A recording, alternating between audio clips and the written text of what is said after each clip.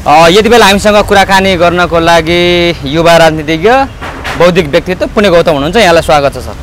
Thank you so much. अब हामी हाम्रो देशको यो समसामयिक विषयमा नै रहेर कुराकानी गर्नेछौँ। एकातिर रासोपाको चर्चा परिचर्चा र रासोपाको उम्मेदवारको चर्चा भइरहँदाखेरि यता मेयरहरूको साम्पाङको पनि चर्चा भइरहेको छ। अब उहाँले पार्टी खोल्ने घोषणा गरिसक्नुभयो।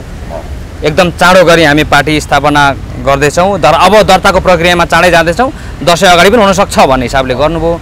अब विशेष गरी तपाईँलाई एउटा प्रश्न नि सर, जति बेला पनि तपाईँ मेयरहरूको साम्पाङको पक्षमा बोलिराख्ने मान्छे व्यक्तित्व, अब एयरपोर्टमा पनि स्वागतको लागि पनि पुग्नुहुन्थ्यो, भेटघाट पनि हुन्थ्यो, यहाँहरूको मित्रता पनि गाढा नै देखिन्छ। तर हिजोको दिनहरूमा हिजो उहाँ आउँदै गर्दाखेरि चाहिँ तपाईँको कुनै पनि प्रतिक्रिया त्यहाँ आएन भन्छन्। यो किन यस्तो हुनु पुगेछ? होइन, त्यो सत्य होइन, त्यो यथार्थ होइन। उहाँलाई मैले अहिलेसम्म गरेको सहयोग, बोलेर गरेको सहयोग, उहाँलाई ऐक्यबद्धता देखाएको भनेको एउटा सच्चा भूमिपुत्र, हिलोमा धुलोमा चटाइमा गुन्द्रीमा बसेर देश जनता विकास समृद्धिको पक्षमा अगाडि बढेको एक देशभक्त संस्कृति प्रेमी जोधा र राज्यलाई रूपान्तरण गर्न सक्ने, आफू राष्ट्रपति प्रधानमन्त्री भएर यो देश बदल्न सक्ने, भाग्य र भविष्य बदल्न सक्ने एउटा आँटियो व्यक्तित्वको रूपमा मैले उहाँलाई कदर गरेको हुँ। यसमा मेरो without any condition and pre condition उहाँलाई सपोर्ट छ। अब उहाँलाई सपोर्ट छ भन्नुको मतलब उहाँ र मेरो बिचको सम्बन्धलाई म यसरी पनि परिभाषित गर्छु, sweeter than honey, deeper than ocean, higher than mountain. हिमालभन्दा अग्लो, सागरभन्दा गहिरो, महभन्दा मिठो। मैले कुनै स्वार्थ राखेको छैन, न म उहाँसँग कुनै एक्सपेक्टेसन गर्छु, न उहाँले मसँग गर्नुभएको छ। भन्नाले एउटा प्योर एन्ड कम्प्लिट सम्बन्धको धागोमा हामी उनिएका हुनाले मैले तपाईँलाई प्रष्ट के भन्नुपर्छ भने यो बेलामा हर्क साम्पाङज्यूले एउटा राजनीतिक पार्टीलाई गर्भदान गर्दै हुनुहुन्छ। त्यसलाई जन्माउने प्रसव वेदना खपिरहनु भएको छ, निकट भविष्यमा जन्मिँदैछ। यो मलाई भलिभाति थाहा छ। यो तयारी अलि अगाडिदेखिकै हो। तर मैले उहाँसँग गाँसेको यो सम्बन्ध भनेको राजनीतिक तहभन्दा निकै माथि उठेको हो। अब मैले रवि लामिछाने मेरो आमाको मामाको छोरा बुढो मावली हुनुहुन्छ भनेर उहाँको स्वास्थ्यको चिन्ता गर्दा, उहाँको उज्जवल भविष्यको कामना गर्दा कसैले रासोपा देख्दिने। अब हर्क साम्पाङज्यूलाई मैले एकदमै तारिफ गर्दाखेरि उहाँको म एउटा अनन्य मित्र हुनुको नाताले उहाँको पार्टीको सेकेन्ड इन कमान्ड नै हुन्छ कि भनेर सोच्दिनु, यसलाई सोचाइको हिसाबले अन्यथा लिन सकिएन। तर राजनीतिमा यी कुराहरू अहिलेका यथार्थ होइनन्। कुरा के हो भने नेकपा एमाले भित्र छु म, मलाई गाली ताली जेसुकै आओस्, संस्था आफैमा नराम्रो वा खराब हुँदैन। मेरो पार्टी सदस्यता रिन्यू भएको छ। सम्माननीय पूर्व राष्ट्रपति विद्यादेवी भण्डारीज्यू जस्तै आफूलाई माझ किराँतको छोरी भन्नुहुन्छ, निष्कलङ्क निर्दाग राष्ट्रवादी व्यक्तित्व जन्यता मदन भण्डारीको अर्धाङ्गिनी हुनुहुन्छ। उहाँको पार्टी सदस्यता रिन्यू हुनुपर्छ, उहाँ पार्टीमा सक्रिय भएर आउनुपर्छ भन्ने पक्षमा म दरोखर आवाज उठाइरहेको छु। पार्टीभित्रको प्रतिपक्ष कमान सम्हालिरहेको छु र मेरो राजनीतिक लाइन तलमाथि छैन। फेरि म बारम्बार यता गङ्गा आयो गङ्गादास, जमुना आयो जमुनादास गरेर हनुमान जम्प गर्ने, छलाङ लगाउने मान्छे पनि परिन। त्यसकारण मैले अहिले नाफा घाटा हिसाब किताब हेरेको छैन। त्यसो त रासोपा गठन हुँदा संस्थापक पदाधिकारी हुन मलाई अफरै थियो। रासोपाको तपाईँले त केही दिन अगाडि एउटा इन्टरभ्यू भन्नुभयो, सम्भावना त छ, अहिले पनि पार्टीमा जाने सम्भावना छ भन्नु। सुन्नु न, मैले सत्य बोले बापत यदि एमाले घोक्रे ठ्याक्कै लगायो भने सुन्नुहोस् है, अहिलेसम्म त्यो सङ्केत छैन। मैले सम्माननीय प्रधानमन्त्री केपी शर्मा ओलीज्यूले नयाँ नक्साको विषयमा चीनमा गरेको डिप्लोमेटिक अडानलाई सेल्युट पनि गराएको छु, भिडियो पनि आएछ। उहाँ राष्ट्रवादी हुनुहुन्छ। तर यति हुँदाहुँदै पनि कसैले दरकिनार गर्छ, घरबाटै घोक्राएर निकालिदिन्छ भने विकल्पको रूपमा सोच्न सकियो। तर आफै चाहिँ म एक्जिट हुन्न र पुण्य गौतम पदको निम्ति, स्वार्थको निम्ति मरिहत्ते गर्दैन भन्ने कुरोको उदाहरण पनि म पेश गर्दैछु। त्यसरी भन्दै गर्दाखेरि त एउटा इङ्ग्लिसमा भनाइ छ, नथिङ इज इम्पोसिबल भन्ने, होइन?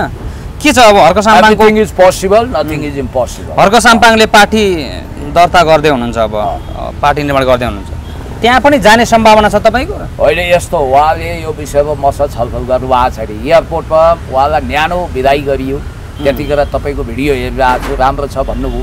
उहाँले मलाई बुझेको के हो भने यो मान्छेसँग 2 पैसाको स्वार्थ छैन, यसले आफूमा भएको पैसा पनि गरिब दुखीलाई सहयोग गर्छ। मैले हिलोमा धुलोमा चटाइमा बसेर जनताको जसरी सेवा गरेको छु, यसले दिन दुखीलाई पुण्य गौतमले 30औं लाख सहयोग गरेको छ आफ्नो जग्गै बेचेर। यो मान्छे इमान्दार छ भनेर उहाँले सोचेको हुनाले अब उहाँले पनि मलाई त्यस्तो ढङ्गले कुरा गर्नु मैले ठ्याक्कै यहाँलाई जोडेँ है। तपाईँले गर्नुभएको सहयोग हामीले हाम्रो क्यामेरामा धेरैपल्ट कैद गरेका छौँ र त्यो अलि सामाजिक सञ्जालहरू पनि प्रष्टै छ सहयोग गरिरहनु भएको छ।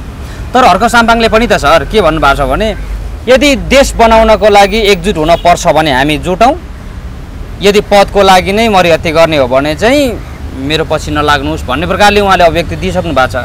अब तपाईँ पनि एक प्रकारले भन्यो भने देशभक्त व्यक्तित्व देखिनुहुन्छ, देशको पक्षमा, देशको समृद्धिको पक्षमा, विकासको पक्षमा बोल्ने व्यक्तित्व हुनुहुन्छ। अब त्यहाँ देशलाई निर्माण गर्नको लागि, देशलाई विकासको गतिमा अगाडि बढाउनको लागि तपाईँहरू एकजुट भएर जाने सम्भावना छैन? अब त्यो सबै सम्भावनाको ढोका बन्द त तपाईँलाई पार्टीले रोके त्यसो भए? होइन, सुन्नु न, मलाई रोकेको छैन। सबै सम्भावनाका ढोकाहरू बन्द हुँदैन। भोलि नेकपा एमाले र हर्क साम्पाङज्यूकै सहकार्य हुन सक्छ, एकतै हुन सक्छ। एभ्रिथिङ इज पोसिबल भन्नुभयो नि, राजनीति र प्रेममा सब कुरो जायज हुन्छ। Everything is fair in war and love भनेर विलियम शेक्सपियरले भन्नुभएको थियो। भोलिको कुरा भोलि देखा जाएगा। तर आज के मैले असल कामको तारिफ नगरौँ? हर्क साम्पाङज्यूले गरेका गतिवा कामलाई मुक्त कण्ठले तारिफ गर्नु मेरो दायित्व पनि होला नि त। सत्य बोल्नुपर्छ, सत्यको पक्षमा, न्यायको पक्षमा, इन्साफको पक्षमा, देश जनता विकास समृद्धिको पक्षमा अगाडि बढिरहेको पुण्य गौतम सत्य बोल्न, गरिबको सेवा गर्न, देशको उद्धार गर्न, देशलाई रूपान्तरण गर्न जन्मिएको हुनाले मलाई केन्द्रमा राखेर म मन्त्री कहिले बनौला, प्रधानमन्त्री कहिले बनौला, राष्ट्रपति कहिले खाउँला, मैले नोबेल पुरस्कार कहिले पाउँला, मैले अन्तर्राष्ट्रिय सम्मान कहिले पाउँला भनेर त्यसरी ताकेको मान्छे होइन। कर्म गर्दै जानुपर्छ निस्वार्थ भावमा र यो कुरा अगाडि बढाउनुपर्छ भन्ने मान्छे हो। त्यसकारण मैले अब यसलाई त्यति धेरै महत्त्वका साथ उठाउँदैन। एक दुईवटा कमेन्टहरू आयो सर, यो अलिकति कमेन्टहरू थोरै आयो तर तपाईँको विषयलाई लिएर जस्तो प्रकारले कमेन्ट आयो यसमा तपाईँले चिरफार गर्नु होला कि अब यति बेला पुण्य गौतमले चाहिँ बौद्धिक व्यक्तित्व हुनुहुन्छ उहाँ, तर यति बेला के भन्छ त्यसलाई, किराँतहरूको सेन्टिमेन्ट बटुल्नको लागि, मूलवासीको सेन्टिमेन्ट बटुल्नको लागि मात्रै हर्क साम्पाङमा बोलेको हो कि क्या हो भन्ने प्रकारले पनि कमेन्टहरू आयो। त्यसमा तपाईँले कसरी व्याख्या गर्नुहुन्छ? कहाँ स्वार्थ राखे त? यदि त्यो सेन्टिमेन्ट बटुलेर मैले तत्काल पार्टीको पदाधिकारी हुने अभिलाषा राखेका थिएँ भने बेग्लै कुरा। सुन्नुहोस् है, अब मैले उहाँसँग कुनै त्यस्ता खालका कुत्सित महत्त्वाकांक्षा र स्वार्थको फेरिस्त प्रस्तुत गरे भए बेग्लै कुरो। मैले त गरेका छैन। मैले निस्वार्थ ढङ्गले आफ्नो हृदयबाट निश्चित भएको कुरा बोल्या हुँ। अब यदि एकछिनको लागि हर्क साम्पाङज्यूले मलाई पदाधिकारीमै अफर गर्नुहुन्छ भने पनि मैले महान किराँती समुदायको सांस्कृतिक र वैचारिक योगदानलाई कदर गरे बापतको पुरस्कार नभएर राष्ट्रभक्त एउटा व्यक्तिलाई गरिएको अफर हुनेछ नि त, मेरो योगदानलाई गरिएको कदर होला नि त। अब मैले के गर्छु त्यो बेग्लै कुरा हो।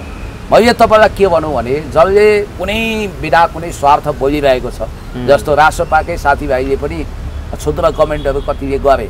हुन त अहिले 90% मान्छेले मेरो तारिफै गरेका छन्। असल मान्छे हो, गरिब दुखी रोगी असहायलाई 30 लाख मद्दत गर्ने पुण्य गौतम निस्वार्थ मान्छे हो। उसलाई काहीँ पनि मौका भएन। यो कलियुग रहेछ। यस्तो सोझो इमान्दार मान्छेलाई आज अनेक खालको नचाहिँदा कन्ट्रोभर्सीमा पार्छन्। यो त कलियुगै रहेछ भन्नेहरू पनि छन् होइन।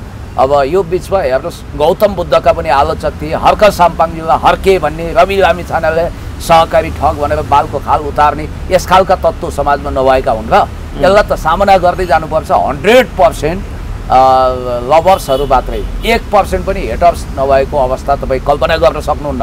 खुद बुद्ध जीवित भएर अहिले आउनु भने पनि ओहो तपाईँ त बुद्ध होइन होला, तपाईँ सुली चढिहाल्नुहोस् भन्ने मान्छेहरू पाइन्छ। नयाँ अङ्गुली बालले सताउन थालिहाल्छन्। त्यही भएर मैले तपाईँलाई भनेको कुरा के भने कर्म गर्नुपर्छ निस्वार्थ भावमा र असल कुरालाई असल भन्नुपर्छ। मैले केही स्वार्थ राखेको छैन, कसैसँग कुनै अपेक्षा पनि गरेको छैन र म जहाँ छु मैले निस्वार्थ। कतिपय एमालेका मान्छे भावुक हुन्छन्। ओहो हो, तपाईँको धैर्यतालाई मान्नुपर्छ। नेकपा भन्दा केन्द्रीय सदस्य तपाईँलाई मनोनयन गरिएको, तपाईँ कम्युनिस्ट पार्टीको पोलिट ब्युरो सदस्य भएको, अहिले तपाईँलाई यति दरकिनार गरिएको छ, यति हेपिएको छ, यति पेलिएको छ। तपाईँ नयाँ देङ स्याओपिङ जस्तो हुनुहुन्छ। देङ स्याओपिङ जस्ता चिनिया कम्युनिस्ट पार्टीभित्र अचार बनाइएको थियो। तपाईँको धैर्यतालाई मान्नुपर्छ भनिरहनु भएको छ र म अहिले पनि आफ्नो ठाउँमा स्थिर छु। तपाईँ जतिको बौद्धिक व्यक्तित्वलाई एमालेले किन ठाउँ दिँदैनन् सर? अब यस्तो हो, मैले एक त आफ्नो व्यक्तिवादी लाभको हिसाब किताब लगाइन। मलाई नाफा कसरी होला, म कसरी प्रफिटमा जाउँला भन्ने मैले सोचिनँ।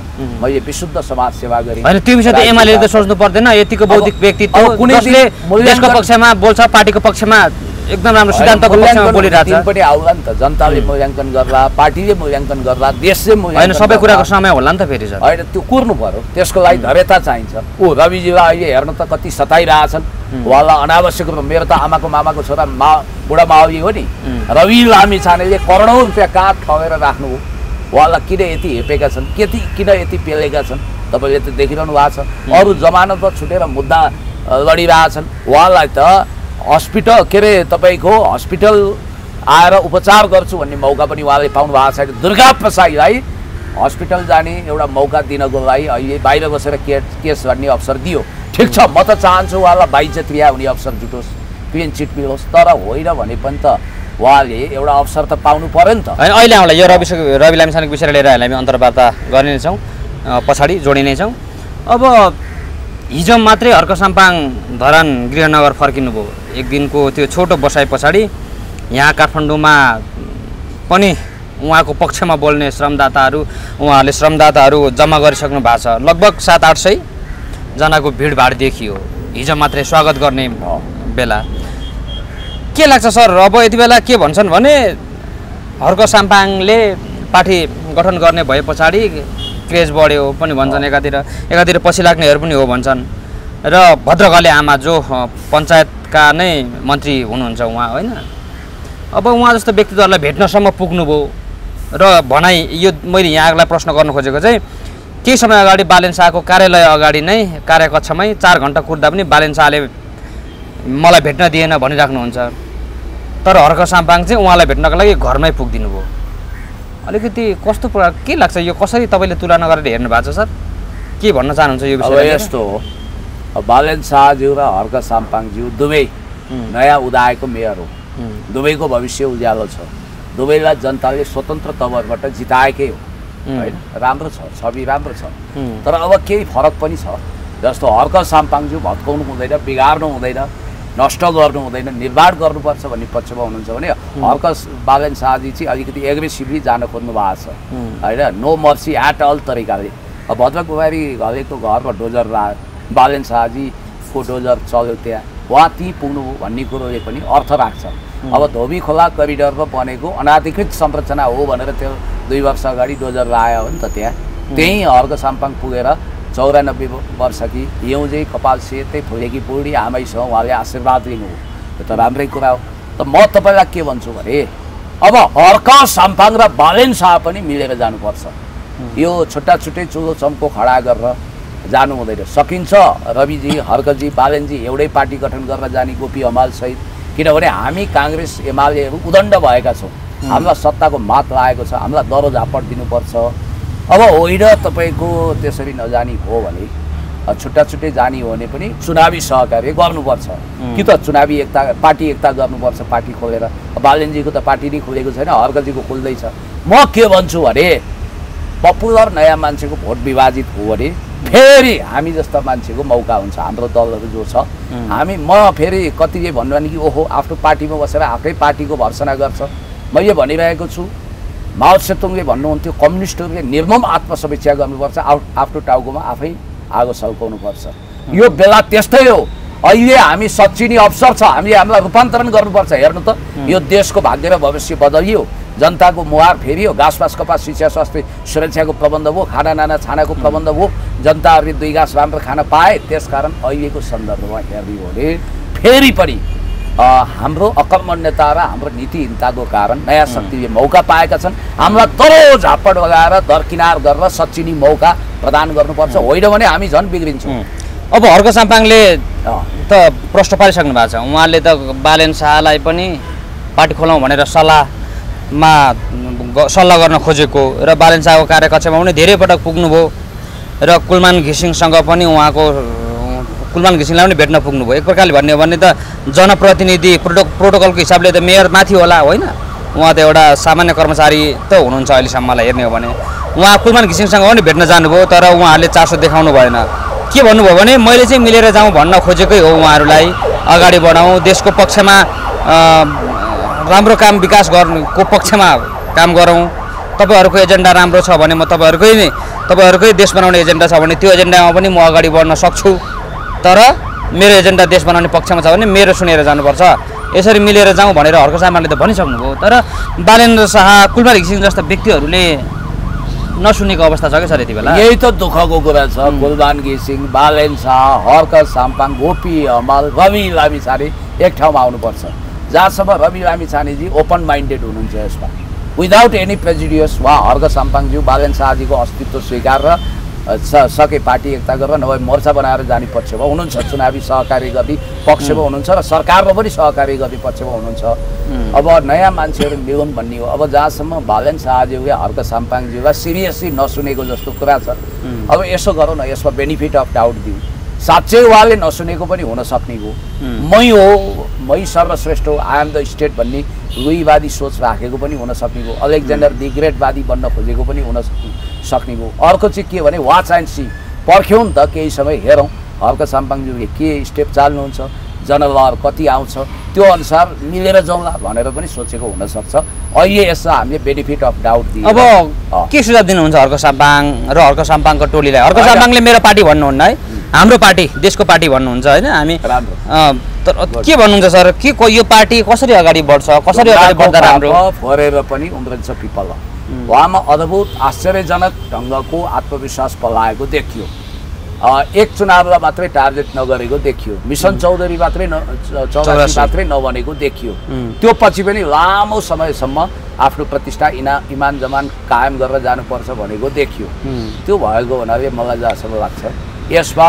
हर्क साम्पाङज्यूले धैर्यता राख्नु भएको छ तर ट्याक्टिकल मुभहरू पनि त्यत्तिकै गर्नुपर्छ सिपालु हुनुपर्छ चुनाव भने कस्तो हो भने त्यहाँ तपाईँले जित्नै पर्ने हुन्छ हो चुनाव जित्नको लागि गैर कानुनी धन्दा गर्नु हुँदैन जनविरोधी क्रियाकलाप गर्नु हुँदैन चलाखी त प्रशस्त अप्नाउन सकिन्छ त्यो चलाखी अप्नाउने कुरामा हर्क साम्पाङ पछाडि हट्नुहुन्न जस्तो लाग्छ उहाँको अन्तर्वार्ताहरूमा उहाँको भाषणहरूमा सधैँ आइराख्ने एउटा कुरा चाहिँ के हो भने काङ्ग्रेसहरू पनि हाम्रै दाजुभाइ हुन् एमाले पनि हाम्रै दाजुभाइ हुन् माओवादी पनि हाम्रै दाजुभाइ हुन् हामीले कसैलाई नराम्रो भन्नु हुँदैन हामी भन्दैनौँ तर हामी कम्पिटिसन गर्छौँ भने विकसित देश जो चाइना अमेरिका भारत जस्ता देशहरूसँग हामी कम्पिटिसन गर्छौँ त्यही पनि विकासको मामिलामा मात्र कम्पिटिसन गर्छौँ भनेर सधैँ भनिराख्नुहुन्छ अब उहाँले त के भन्नुभएको छ भने अझ हाम्रो देशको पार्टीहरूले नि जुनसुकै पार्टीले होस् श्रमदान गरोस् र श्रेय लियोस् आफैले श्रमदान गरोस् आफैले श्रेय लियोस् त्यो मलाई